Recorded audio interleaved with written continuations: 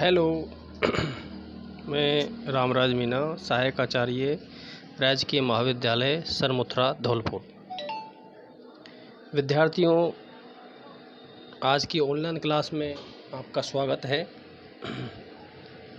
आज की online class में हम मानव भूगोल के सिद्धांतों के बारे में अध्ययन करेंगे। महाराजा सूरजमल विश्वविद्यालय भरतपुर के बीए पार्ट सेकंड मानव भूगोल का सेकंड चैप्टर है ये। इससे पहले वाले वीडियो में हमने क्रियाशीलता के सिद्धांत के बारे में चर्चा की थी और आज हम पार्थिव एकता का सिद्धांत या अंतर संबंधों के सिद्धांत के बारे में चर्चा करेंगे। छात्रों, पार्थिव एकता का सिद्धांत या अंतर संबंध का सिद्धांत प्रिंसिपल ऑफ टेरेस्ट्रियल यूनिटी या इंटर रिलेशनशिप का कॉन्सेप्ट समझना बहुत ज़रूरी है। पार्थिव एकता का सिद्धांत क्या कहता है? दोस्तों, संपूर्ण पृथ्वी एक इकाई है जिसमें विभिन्न भाग आपस में एक दूसरे से संयुक्त हैं। समस्त पृथ्वी पर एक से भौतिक नियम क्रियाशील हैं, चाहे जड़ हो या चेतन हो, जैविक हो या अजैविक हो। सभी भौगोलिक कारक एक दूसरे पर निर्भर हैं, अंतर संबंधित हैं। चाहे प्राकृतिक, चाहे मानवीय या जड़ या चेतन, सभी एक दूसरे पर निर्भर होते हैं और उनका एक दूसरे से इंटर रिलेशनशिप रहता है।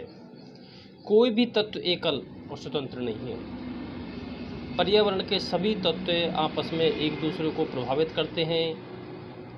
किसी भी क्षेत्र का कोई भी प्राकृतिक या सांस्कृतिक भूदृश्य अनेक या सभी तत्वों के सम्मिलित प्रभाव से अस्तित्व में आता है। प्रत्येक भौगोलिक कारक दूसरे कारकों से प्रभावित होता है तथा स्वयं भी अन्य तत्वों के सम्मिलित प्रभाव के द्वारा किसी क्षेत्र विशेष का वास्तविक भूदृश्य विकसित करता है। मानव भूगोल के तत्वों का विकास किसी न किसी कारक के अंतर संबंध का ही परिणाम होता है। कोई भी कारक अन्य कारकों से प्रभावित एवं नियंत्रित होकर विकसित होता है तथा अपने विकास के परिणाम स्वरूप अन्य कारकों को भी नियंत्रित एवं प्रभावित करता है। इसी कारण हम किसी भी भौगोलिक कारक का विश्लेषण करते समय उन कारकों का अवश्य अध्ययन करते हैं जो उससे प्रभावित करते हैं या उसको प्रभावित करते हैं। जैसे उदाहरण के लिए हम समझते हैं, किसी प्रदेश में निवास करने वाले मानव के रहन सहन, जीवन, खान पान, वेशभूषा, सामाजिक व्यवस्था आदि पर विभिन्न भौगोलिक कारकों का प्रभाव पड़ता है तथा स्वयं मनुष्य भी अपने विवेक और तकनीकी के आधार पर भौगोलिक कारकों को प्रभावित करता है। इसी प्रकार पृथ्वी स्वयं भी एक इकाई के रूप में है तथा इसके विभिन्न भाग आपस में एक दूसरे से संबंधित एवं नियंत्रित हैं। पृथ्वी के संपूर्ण क्षेत्र पर समान भौतिक नियम क्रियाशील हैं तथा समस्त क्षेत्र पर समान प्रभाव डालते हैं। पृथ्वी पर पाए जाने वाले जलवायु भी अंतर संबंधित है। जलवायु के विभिन्न कारक एक दूसरे से संबंधित होते हैं तथा पृथ्वी के भूपटल पर समान जलवायु क्षेत्रों में एक सा जीवन एवं समान प्रकार की वनस्पति पाई जाती है। विभिन्न भौगोलिक कारक जैसे भूमि की बनावट है, जलवायु के तत्व जैसे तापमान, आर्द्रता, वर्षा, वायु, पाला, दाब, बादल इत्यादि, मिट्टी है, वनस्पति है, जीव जंतु है, पेड़ पौधे हैं आदि, ये सभी तत्व हैं वो एक दूसरे से इंटर रिलेशनशिप में हैं, अंतर संबंधित हैं एवं अपने जीवन हेतु परस्पर एक दूसरे पर निर्भर रहते हैं तथा एक दूसरे को क्या करते हैं? प्रभावित करते हैं। जैसे मिट्टी के निर्माण में जलवायु का योगदान होता है, भूमि वनस्पति सम्मिलित योग होता है, लेकिन मिट्टी स्वयं वनस्पति को प्रभावित करती है। यानी मिट्टी है वो वनस्पति को प्रभावित करती है और वनस्पति मिट्टी को प्रभावित करती है। यानी दोनों में क्या पाया जाता है? रिलेशनशिप पाया जाता है। दोनों एक दूसरे के क्या है? पूरक कह सकते हैं। जलवायु के विभिन्न कारकों के प्रभाव द्वारा धरातलीय आकृति को निर्माण होता है। लेकिन स्वयं पर्वतीय भी जलवायु को प्रभावित करते हैं। विभिन्न जलवायु क्षेत्रों में विभिन्न वनस्पतियों का विकास होता है। जहाँ की जैसी जलवायु होगी वह वनस्पतियों का विकास है वो क्या होगा, उसी तरह का होगा। जैसे आर्द्र जलवायु है तो वहाँ पर सघन वन पाए जाते हैं। जहाँ पर उपोष्ण जलवायु है वहाँ पर शंकुधारी वन पाए जाते हैं। आर्द्र शुष्क जलवायु है वहाँ पर कटीले पेड़ पाए जाते हैं। तो जहाँ का जैसा एनवायरनमेंट है, जैसी जलवायु है, आर्द्र है, शुष्क है, समशीतोष्ण है, उपोष्ण है, तो वहाँ की वनस्पति भी उसी तरह से पाई जाती है। अतः भौगोलिक वातावरण के प्रत्येक तत्व एक दूसरे से निर्भर हैं, संबंध हैं और एक दूसरे से क्या है, संगठित होते हैं। विद्यार्थियों, रेड जेल के बारे में आपने सुना होगा। रेड जेल जर्मनी के निवासी थे, प्रसिद्ध भूगोलवेता थे और रेड जेल को मानव भूगोल का पिता भी कहा जाता है। इनकी एक बुक आई थी एंथ्रोपोजोग्राफी यानी मानव भूगोल। इनमें इन्होंने पार्थक्य एकता के सिद्धांत पर सबसे ज़्यादा बल दिया गया है, प्रिंसिपल ऑफ टेरेस्ट्रियल।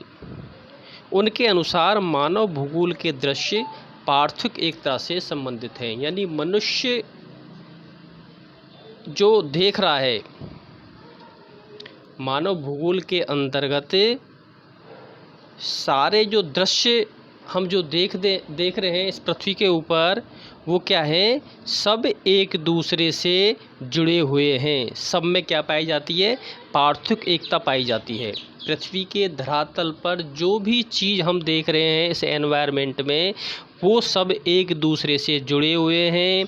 पर्वत नदियों से जुड़े हैं, नदियाँ पर्वत से जुड़ी हुई हैं, मिट्टी जलवायु से जुड़ी हुई है, जलवायु मिट्टी से जुड़ी हुई है, वनस्पति मिट्टी से जुड़ी हुई है, तो मिट्टी वनस्पति से जुड़े हुए हैं। हम यूँ कह सकते हैं कि पार्थक्य एकता या अंतर संबंधों के सिद्धांत में कोई भी एकल नहीं है। सभी तत्व जैविक या भौतिक या जो भी तत्व हैं वो सब एक दूसरे से क्या है, जुड़े हुए हैं। सभी एक इकाई में है, सभी संयुक्त हैं, सभी क्रियाशील हैं। केवल उसी के द्वारा समझाया जा सकता है। प्रत्येक स्थान पर भौगोलिक दृश्य वहाँ के वातावरण से संबंधित होते हैं। कहाँ के वातावरण से, जहाँ की जैसी जलवायु पाई जाती है क्षेत्र की, वहाँ के भौगोलिक वातावरण से क्या होते हैं, संबंधित होते हैं। और वातावरण है जो एनवायरनमेंट है वो क्या है, भौतिक दशाओं का क्या है, एक योग है। रेड जेल बताते हैं कि भूपटल पर मानवीय क्रियाओं का अध्ययन भौगोलिक वातावरण के संदर्भ में किया जाता है। जो मानवीय क्रियाएं हैं, मनुष्य जो क्रिया करता है, उनका अध्ययन हम किसके अंतर्गत करते हैं, भौगोलिक वातावरण के संदर्भ में। इस अध्ययन में पृथ्वी के विभिन्न तत्वों के पारस्परिक संबंधों पर बल दिया जाता है, जिसमें भौगोलिक एकता के दर्शन होते हैं। छात्रों, रेड जेल की शिष्या कुमारी सैमपुल जो अमेरिकन भूगोलवेता थी, उनकी एक बुक आई थी इन्फ्लुएंस ऑफ ज्योग्राफी एनवायरनमेंट, यानी भौगोलिक वातावरण का प्रभाव, यानी मनुष्य के जीवन पर या मनुष्य पर भौगोलिक वातावरण का प्रभाव किस तरह से पड़ता है। उन्होंने इस बुक का फर्स्ट पैरा इस तरह से स्टार्ट किया था, human product is the earth surface, यानी मनुष्य इस भूतल की उपज है। मनुष्य की जो रचना हुई है, मनुष्य की जो उपज हुई है, वो किससे हुई है, इस पृथ्वी माता से हुई है। यानी पृथ्वी और मनुष्य दोनों में क्या पाया जाता है, इंटर रिलेशन पाया जाता है। उनके अनुसार मानव के विभिन्न क्रियाकलापों का अध्ययन वैज्ञानिक रूप में उस पृथ्वी के बिना नहीं किया जा सकता है जिस पर वो खेती करता है। मनुष्य जिस पृथ्वी पर खेती करता है, उस मनुष्य के बिना मानव के क्रियाकलापों का अध्ययन वैज्ञानिक रूप से किया जाता है। तो समुद्रिक व्यापार करता है, यानी हम यूँ कह सकते हैं कि कुमारी सैमपुल ने मानवीय क्रिया को अधिक महत्व दिया है पार्थक्य एकता के सिद्धांत में। विद्यार्थियों, हम्बोल्ट भी एक जर्मन भूगोलवेता थे। उन्होंने पार्थक्य एकता का सिद्धांत में बताया गया है, उन्होंने कहा है कि पृथ्वी के धरातल पर निर्मित किसी भी भूदृश्य के निर्माण में वनस्पति का महत्वपूर्ण स्थान होता है। पृथ्वी के धरातल पर वो जो भूदृश्य पाए जाते हैं, जो भूदृश्य आप देख रहे हो, उनमें हम्बोल्ट ने वनस्पति का महत्वपूर्ण स्थान दिया है। हम्बोल्ट की एक बुक थी, उसका नाम है कॉस्मॉस। कॉस्मॉस में पृथ्वी को एक जैविक और अभिव्यक्त इकाई मानते हुए लिखा है, संपूर्ण प्रकृति में एक ध्रुव से दूसरे ध्रुव तक एक ही आत्मा व्याप्त है, एक ही जीवन, पत्थर, पौधे, जानवर, यहाँ तक कि स्वयं मानव में भी प्रवेश लिए हुए मिलता है। यानी हम्बोल्ट ने प्रकृति को उत्तर से दक्षिण और पूर्व से पश्चिम तक एक ही बताया है।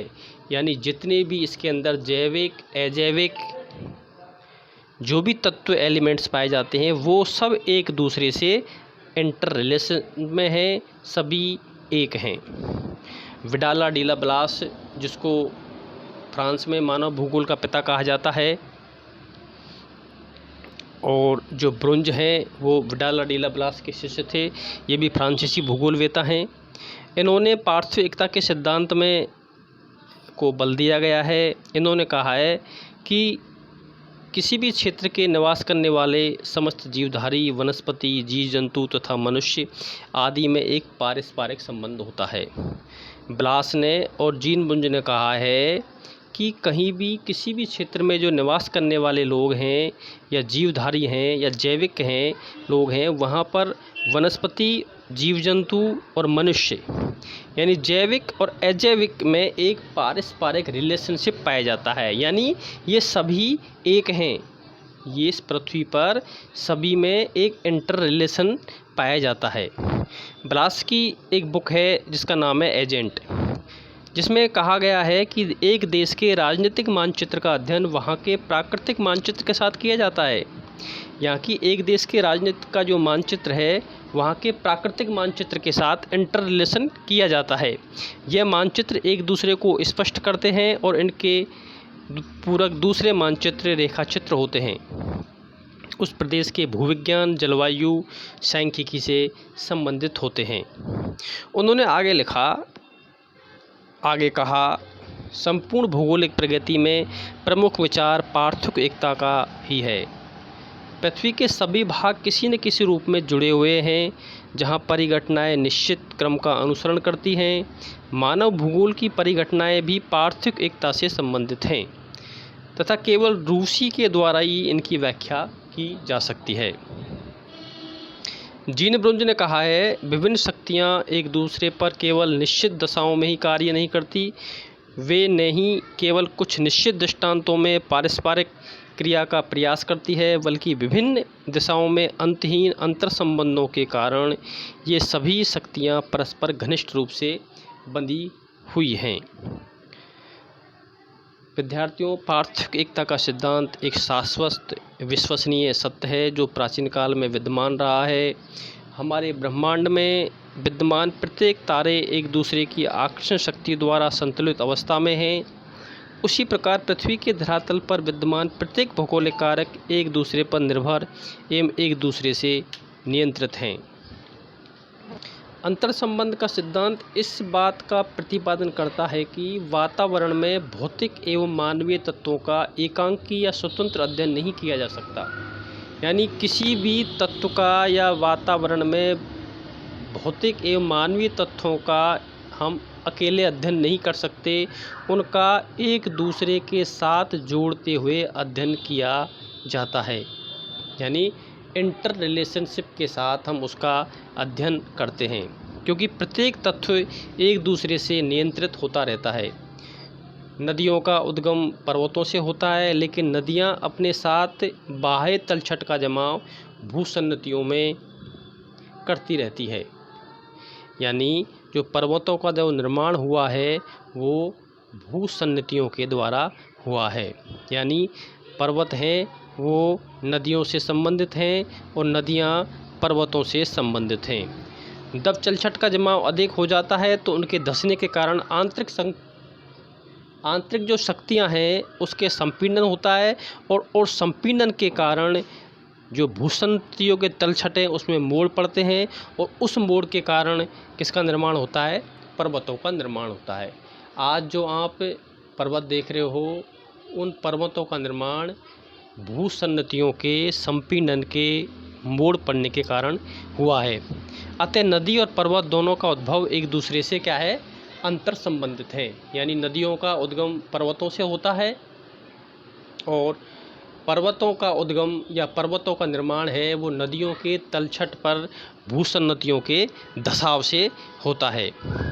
पृथ्वी पर विभिन्न जलवायु दशाएं सूर्यताप के द्वारा प्रभावित होती हैं, लेकिन बादल है, ओस है, कोहरा है आदि स्वयं तापमान को प्रभावित करते हैं। स्वयं मनुष्य पर भी भौतिक वातावरण के विभिन्न कारकों का प्रभाव पड़ता है, लेकिन मनुष्य अपने विवेक, बुद्धि एवं तकनीकी के आधार पर भौतिक वातावरण के साथ समायोजन करते हुए सांस्कृतिक वातावरण का निर्माण करता है, जिसके तथ्य भौतिक वातावरण को प्रभावित एवं नियंत्रित करते हैं। हम जनसंख्या वितरण और घनत्व की बात करें तो प्राकृतिक कारकों पर निर्भर करता है। कौन सा? जनसंख्या वितरण और घनत्व प्राकृतिक कारकों पर निर्भर करता है, या कि जहाँ का जैसा एनवायरनमेंट है उस एनवायरनमेंट के अनुकूल ही जनसंख्या का वितरण पाया जाता है। जैसे हम ऑस्ट्रेलिया में कालगुडी और कूलगाडगी सोने की खानें हैं, वहाँ सोना निकलने के कारण जनसंख्या का बसाव होने लग गया। पहले ये क्षेत्र रेगिस्तानी था, लेकिन सोने की खान होने के कारण वहाँ पर जनसंख्या अधिक पाई जाती है। जैसे समुद्र के किनारे समशीतोष्ण जलवायु पाई जाती है। समशीतोष्ण जलवायु में ज़्यादा गर्मी भी नहीं पड़ती और ज़्यादा सर्दी भी नहीं पड़ती, वहाँ की जलवायु समान पाई जाती है, इसलिए जनसंख्या का घनत्व है वहाँ पर अधिक पाया जाता है। लेकिन ऊंचे नीचे क्षेत्र, पथरीले क्षेत्र, पहाड़ी क्षेत्र, पठारी क्षेत्र और जहाँ पर जलवायु है वो शीत या उपोष्ण जलवायु पाई जाती है, शुष्क जलवायु पाई जाती है, असमतल ऊंचे नीचे क्षेत्र पाए जाते हैं, वहाँ पर जनसंख्या का घनत्व है वो छितरा हुआ एवं दूर दूर पाया जाता है। तो हम पार्थिव एकता के सिद्धांत को सारांश रूप में यूँ कह सकते हैं कि पृथ्वी के धरातल एवं वायुमंडल में विद्यमान प्रत्येक जैविक एवं अजैविक तत्व जो भौगोलिक वातावरण यानी सांस्कृतिक और भौतिक वातावरण के कारक हैं, परस्पर एक दूसरे को प्रभावित एवं नियंत्रित करते हैं तथा एक दूसरे से परस्पर अंतर संबंधित रहते हैं। मनुष्य स्वयं भी भौतिक वातावरण से विविध तत्वों से प्रभावित होता है तथा उन्हें अपने विवेक के आधार पर परिवर्तित एवं सांस्कृतिक वातावरण का निर्माण करता है।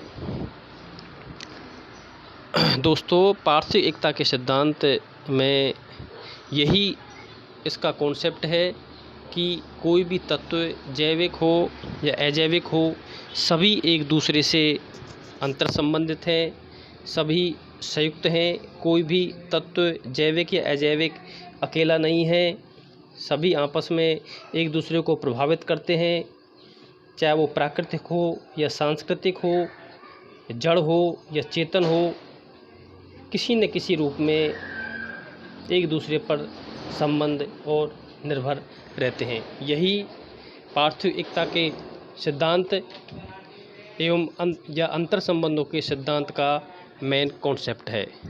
धन्यवाद छात्रों, थैंक यू।